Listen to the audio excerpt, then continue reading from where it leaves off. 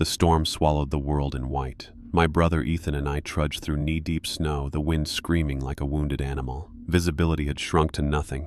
Trees became pale ghosts, and our trail behind us disappeared in seconds. We hadn't meant to wander this far. A simple winter hike, we told ourselves. A quick adventure before dusk. But the blizzard had moved faster than the forecast, and soon, our compass spun uselessly in my frozen hand. Ethan was shivering violently, his lips cracked and blue. I wanted to admit my own panic, but his gaze, sharp and accusing, kept me silent. Then, through the swirling wall of snow, we saw it, a dark silhouette against the white. At first I thought it was another tree, but the shape grew sharper, straighter. A cabin. We stumbled toward it, half delirious, desperate. Its roof sagged beneath a thick blanket of snow, and its walls leaned with age. A single shutter clung stubbornly to a frost-rimmed window. The door hung crooked as though it hadn't been touched in decades. "Looks abandoned," Ethan muttered, his breath pluming in the cold. "Better than freezing to death," I said, pushing the door open. It groaned like an old throat clearing, and we stepped into darkness. The air inside was colder than outside, heavy with the scent of rot and something else, iron, metallic. My flashlight beam cut through layers of dust and shadows. Furniture lay overturned, and claw marks marred the wooden floor. A broken rocking chair rested in the corner, still swaying slightly as if disturbed moments before. Neither of us spoke. We just listened, to the howl of the wind outside, and to something else deeper in the cabin. A sound that didn't belong. A faint, deliberate creak, like footsteps on old boards. That was the moment I knew we should have turned back, but the storm outside left no choice. We were trapped. The door slammed shut behind us with a hollow boom, the storm's shriek muffled instantly. For a moment, silence pressed in on us, heavy and suffocating. My flashlight trembled in my hand, beam cutting across warped wooden walls lined with peeling wallpaper. A chill clung to the air that was deeper than the winter outside, as though the cabin itself exhaled cold from its bones. Ethan stamped his boots, muttering curses, his breath ragged. God, it's freezing, but at least it's shelter. I nodded, though unease pooled in my gut. The cabin didn't feel like shelter. It felt like a tomb. My light fell across a fireplace blackened with soot. Someone had once used it, long ago, but the ash inside was wet and clotted. I crouched to check, hoping for dry wood, but the stink that rose up was foul, like something burned that was never meant to be. "Anything we can use?" Ethan asked, pulling his jacket tighter. "Not unless you want to choke on whatever died in here." I forced a laugh, but my brother didn't smile. We began searching, driven more by instinct than hope. A narrow hallway led deeper into the cabin, its floorboards warped, each step groaning under our weight. Cobwebs hung thick in the corners, brushing our cheeks when we passed. The beam caught faded photographs nailed crookedly to the wall, families frozen mid-smile, their faces blurred with mold, their eyes dark pits where time had eaten away. One photograph in particular made me stop. A boy, maybe 10, standing beside an older brother. Their resemblance to us was uncanny, though impossible. Ethan pulled me along before I could study it closer. "Don't start creeping yourself out," he muttered. "This place is old, that's all." We pushed open a door at the end of the hall. The smell hit us first, sharp, metallic, cloying. Inside, what might once have been a bedroom lay in ruin. The bed frame was splintered, the mattress slashed open and spilling yellow stuffing like entrails. On the walls, strange markings had been carved deep into the wood, circles intersecting with jagged lines, symbols I didn't recognize. Ethan swore under his breath. "What the hell is this?" I shook my head, throat dry. Kids messing around? Some kind of cult? I don't know. But the longer I stared at the symbols, the more they seemed deliberate, purposeful, like pieces of a language not meant for us. My skin prickled with the sensation of being watched, though the room was empty. We retreated back to the main area, setting our packs down on the floor near the fireplace. The storm outside clawed at the windows, snow pelting the glass like thrown gravel. Ethan curled up against the wall, his face pale and drawn. "We'll wait it out here. Just one night," he said. I wanted to believe him. But in the silence that followed, I heard it again. The sound I'd caught before. A creak, slow and steady, echoing from upstairs. Not the wind. Not the house settling. Footsteps. And whoever was making them was not in a hurry. Ethan noticed it too. His eyes snapped toward the ceiling, his jaw tightening. The fireless hearth cast no warmth, but the air seemed to thicken, the silence between those creaks drawing out like taut string. Maybe it's the storm rattling things, Ethan whispered, though his voice lacked conviction. I shook my head. Too heavy. That's footsteps. We both stood there, paralyzed, straining to listen. The noise came again, a deliberate tread across boards directly above us, slow and measured, as though whoever, or whatever it was, didn't care if we heard. Each step vibrated faintly through the rotten beams. My flashlight beam swept the room, then landed on the staircase tucked beside the far wall, narrow and crooked, vanishing into darkness. "You're not seriously thinking," Ethan began. "What if someone's up there?" I countered, though I wished I hadn't said it. The thought that we weren't alone had already rooted in my skull, cold and unwelcome. We argued without words, just glances, hesitation, the kind of silent debate only brothers could have. Finally, Ethan cursed under his breath and snatched up a broken chair leg as a weapon. "Fine, but if it's some lunatic squatting here, we're leaving the second we can see outside." I led the way, every step on the staircase groaning beneath my boots. Dust puffed into the beam like gray smoke, stinging my throat. The smell grew stronger, metallic, wet, sour, as if the air itself carried decay. Halfway up I froze. A faint whisper brushed against my ear. Though Ethan was still below me, I couldn't catch words, only the sound, raspy, dragging syllables, like someone speaking from underwater. My skin crawled. "What?" Ethan hissed from behind. "Nothing. Keep moving," I lied. We reached the landing. A single hallway stretched ahead, doors lining both sides. The footsteps had stopped. The silence was worse.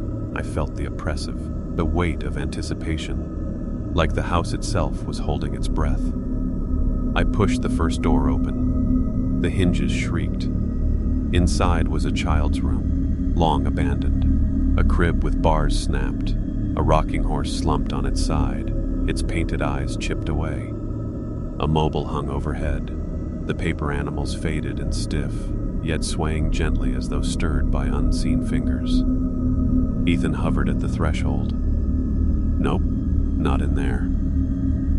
We moved to the next. A study, perhaps, though the desk was overturned and books littered the floor. Their pages were damp, warped, smeared with dark stains. My flashlight caught fragments of words, sentences scrawled in frantic handwriting across the margins. "Keep it below. Don't listen. Don't follow." Ethan's face tightened. "Let's go back down. Right now." But before I could answer, a door at the end of the hall creaked open on its own. Just a sliver, just enough to spill a darker shadow into the gloom. Something shifted inside, a shuffle, not quite human, dragging across the floorboards. Ethan grabbed my arm. "We shouldn't." The whisper came again, louder now, not in my ear but all around us, filling the hallway like breath leaking from the walls. I still couldn't make out the words, but the intent was clear. It was calling us. Ethan's grip on my arm was iron, his nails digging through my sleeve. I could feel his pulse hammering beneath his skin, and I knew mine wasn't any steadier. The door at the end of the hallway yawned open a fraction more, slow and deliberate, as if inviting us forward.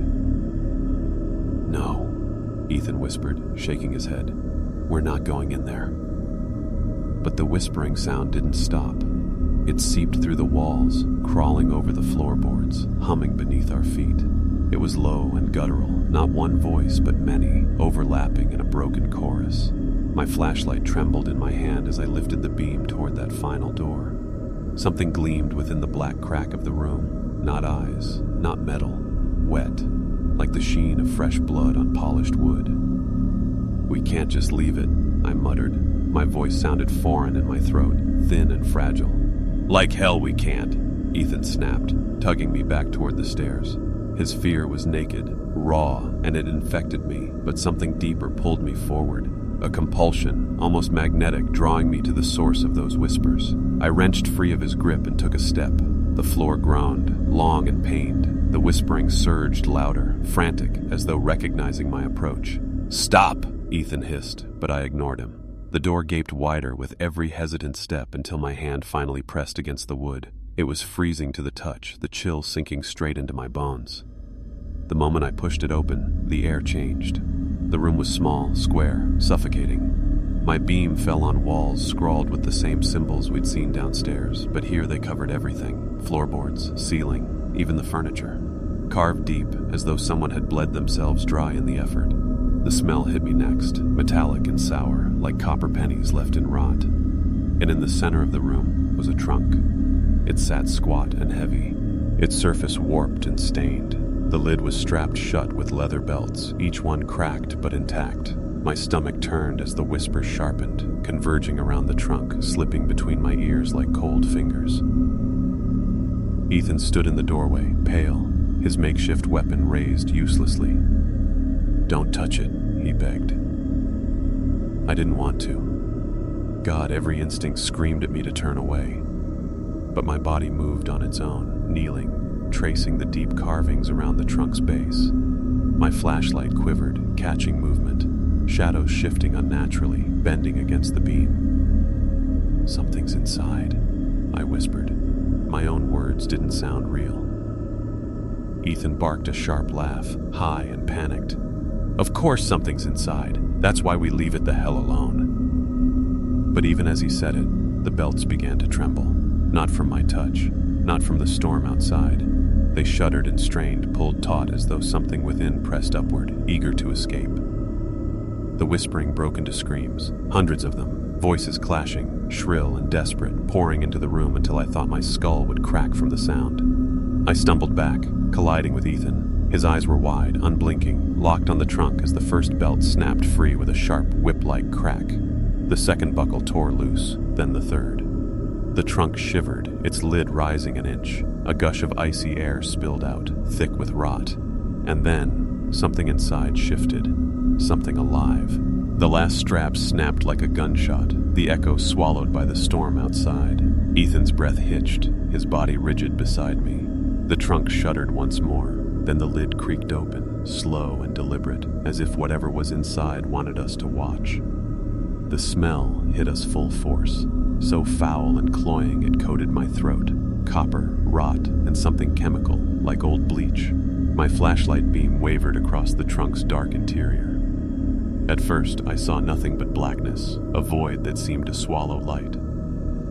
Then it moved. A pale hand, shriveled and wrong, slid over the edge. Its skin was stretched thin, gray-veined, its nails long and cracked. The hand gripped the trunk's rim, tendons twitching beneath the skin like something barely alive. Ethan swore, stumbling backward. Nope. We're out of here." But my legs locked beneath me, frozen by horror and fascination. The rest of it followed, a head jerking unnaturally, too fast for human motion. Its face was a blur, shifting like smoke behind glass. Sometimes a man's face, sometimes a woman's, sometimes nothing but a yawning hole where eyes and mouth should be. The whispers returned, louder, pouring out of it like steam escaping a kettle. They weren't just sounds anymore. They formed words, fragments that cut through the static. Hungry, open, brother. That last word made my chest seize. It spoke it clearly. It knew us. Ethan yanked my sleeve. "Move, damn it!" His voice cracked with desperation, but I couldn't look away. The creature pulled itself higher, unfolding from the trunk with impossible length. Its torso was stretched, ribs jutting like knives under skin that looked waterlogged. Its limbs bent at angles that defied anatomy. It stood at last, towering in the small room, its head scraping the carved ceiling. The symbols on the walls seemed to writhe in its presence, twisting like worms in soil. My flashlight flickered violently, then steadied, illuminating its form. That was when it turned its face, whatever face it chose in that instant, toward us. Its mouth split wide, unhinging far past human limits, and the sound it released was no longer a whisper but a piercing wail. The walls shook, plaster raining down in dusty flakes. Ethan shoved me hard toward the hall. "Run!" We stumbled out, the sound pursuing us like a physical force. My ears rang, blood pounding against my skull. The creature followed, its steps heavy, deliberate, each one groaning through the floorboards as if the house itself buckled under its weight. Down the stairs we fled, nearly tripping in our haste. The shadows in the cabin shifted unnaturally, stretching long fingers across the walls to herd us toward the front door. I yanked the knob, but the door wouldn't budge. It was as if the wood itself had grown solid, fused shut. Ethan slammed his shoulder into it, swearing, but it didn't move. Behind us, the wailing cut off abruptly, replaced by silence. A silence so total it roared in my ears. We turned. The staircase was empty, but the whisper brushed the back of my neck again, closer this time, cold and wet. It hadn't stayed upstairs. The whisper crawled along my skin like icy breath. Ethan spun, raising the broken chair leg in trembling hands, his face pale as bone. My flashlight beam shook wildly across the stairwell, the walls, the ceiling. Nothing moved, yet the air was thick with presence. "Where is it?" Ethan hissed. His voice cracked on the last word. I didn't answer. I couldn't. Every instinct screamed at me to run, yet the front door stood unmoving, its swollen wood refusing to open no matter how hard we pulled. The cabin was holding us. From the hallway behind, a floorboard groaned. One slow step, then another. We bolted, not toward the stairs, but deeper into the ground floor, shoving through a warped door that led into the kitchen. The room smelled worse than rot. It reeked of stagnant water and mildew. Rusted pots dangled from hooks, swaying though no draft stirred them. My flashlight beam caught a table in the center, its surface etched with knife marks. Dried stains marred the wood, dark, flaking, too old to be anything but blood. "We have to get out," Ethan gasped. He pressed against a shuttered window, slamming the chair leg against the glass. It didn't crack, didn't even rattle. It was as though the outside world no longer existed. The whispers swelled again, rising from the floorboards, the ceiling, the very walls.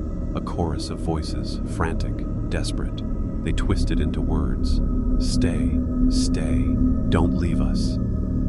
I pressed my hands to my ears, but the sound was inside me, vibrating my teeth. Ethan shouted, though I could barely hear him. "Basement! There's got to be a way out through a cellar door!" He was right. A narrow door sagged at the far end of the kitchen. We stumbled toward it, the whispers chasing close behind. When I yanked it open, a breath of air, colder than the storm, rushed up from the darkness below. Wooden steps descended into a void that swallowed my flashlight beam. "I'm whole." "Go!" Ethan shoved me forward. I hesitated, staring into the black. Something about it felt worse, like descending into the throat of some enormous beast. But the sound of heavy footsteps behind us made the choice. We plunged down, the stairs groaning under our weight. The door slammed above, throwing us into total darkness. My flashlight flickered, fighting to stay alive, casting brief, jerky glimpses of the basement. Stone walls slick with moisture, shelves sagging with jars of unidentifiable mush, their lids rusted through. Cobwebs clung to every corner, thick as curtains. The air was wet, choking, and smelled of rot buried deep underground. Ethan's hand found mine in the dark, his grip desperate. "We'll find a hatch," he whispered. His words trembled, not with cold, but with terror. But the basement didn't stretch far. The walls closed in, hemming us into a space no larger than a single room. At the far wall, something loomed. A second trunk, larger than the first, iron-banded, its surface scarred with symbols I was beginning to recognize. The whispers died. Silence pressed in, heavy, suffocating. Then the trunk shifted. Once, twice. The iron bands groaned, straining outward. Ethan's voice broke into a whisper. Not another one. But I already knew. The cabin hadn't trapped us to keep us safe. It had trapped us to feed us to whatever waited inside those trunks. The iron-banded trunk in the basement heaved again, the metal straps groaning as though they were bones about to snap. Ethan dragged me backward until we pressed against the damp stone wall. His grip was clammy, trembling. "This is it," he whispered. "This is how we die." The words cut through me because deep down, I believed them. The trunk jolted, rattling violently now. Dust rained from the beams overhead. Then, silence. A pause, as though whatever writhed within was listening, waiting. My heart pounded loud enough to drown the storm above. And then the voices returned. Not whispers this time. They screamed. 100, 1,000. all bellowing at once, tearing through the basement like a hurricane of sound. My flashlight flickered and died, plunging us into total black. Something slammed against the trunk lid from the inside. Once, twice. The bands shrieked as they stretched. Ethan shouted in terror, his voice breaking into the cacophony. "Run! There's got to be another way!" But there wasn't. The basement was a box, a single room with stone walls closing in like a grave. The only way out was the door above, and it had sealed shut behind us. A third slam burst the first iron band apart, the sound sharp as thunder. Cold air gushed out, thick with the stink of death. In the darkness, something unfolded, huge, writhing, scraping against stone as it pulled itself free. "Climb!" Ethan shouted. He leapt for the stairs, hauling me after him. My hands clawed at the rotten wood, dragging myself upward. The steps groaned, splintering beneath our weight. Behind us, something massive scraped along the basement floor.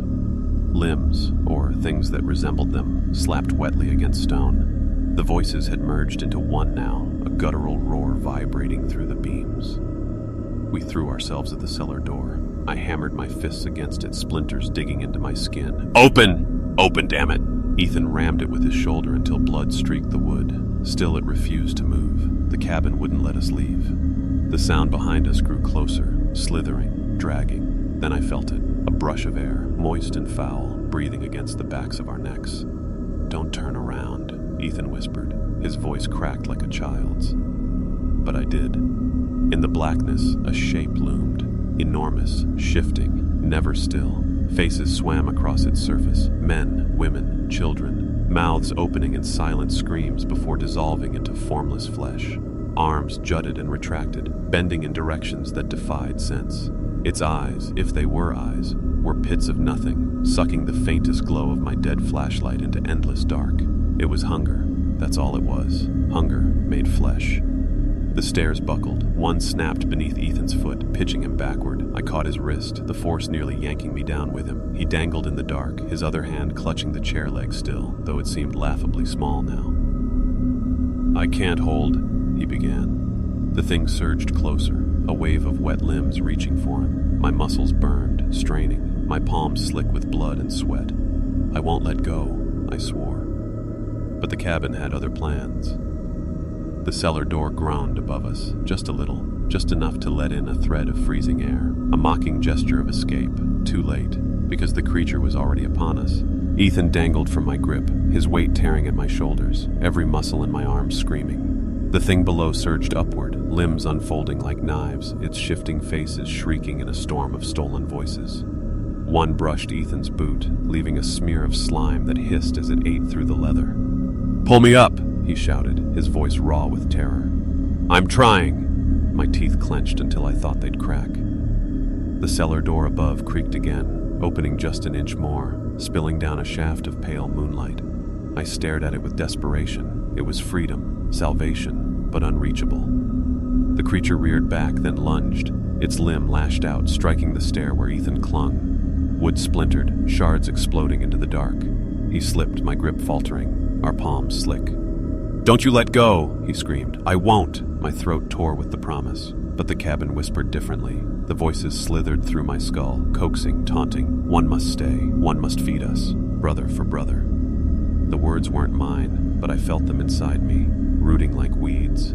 My strength wavered. Ethan's eyes met mine, blue, frantic, alive. Then his face shifted in the gloom, just for a heartbeat, replaced by one of the creature's faces, mouth gaping, eyes hollow.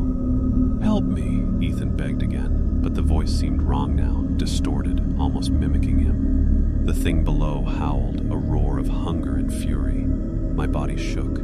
My promise burned in my chest, but my fingers slipped. Ethan fell. His scream was short, cut off in an instant as the creature's mass surged over him. Limbs wrapped, faces swallowed, his body disappearing into the writhing horror. My brother was gone. No struggle, no blood, nothing but silence as he was absorbed into the endless shifting flesh. The cabin sighed, as if satisfied. The cellar door above swung wide with a crack, cold niggy. Hot air poured down, clean and sharp, filling my lungs. I hauled myself up the last remaining steps, scrambling through the doorway, dragging my battered body into the kitchen. Behind me, the basement roared, shaking the cabin, but it didn't follow. The door slammed shut with finality, trapping whatever lived below. I staggered into the main room, heart hammering, vision blurred with tears and sweat. The storm outside had calmed. Through the window, the pale glow of dawn touched the snow. Freedom was right there, a breath away. But my legs locked. Something moved in the glass's reflection, a shape behind me. Slowly I turned. Ethan stood in the corner. His skin was ashen, his clothes soaked in black slime, his eyes hollow pits. He opened his mouth, but no words came, only a whisper, the same broken chorus I had heard since we entered. His jaw stretched too wide, his teeth blackened, and the sound poured out of him. "Brother, stay with me." I stumbled back, throat raw with a sob. The front door creaked. Its swollen wood shrank, opening as easily as if it had never been locked. The snow outside glittered, inviting. But I couldn't move. My brother's voice, what was left of it, filled the room. The cabin had let me go, but it hadn't let me leave. And in that moment, I understood the truth.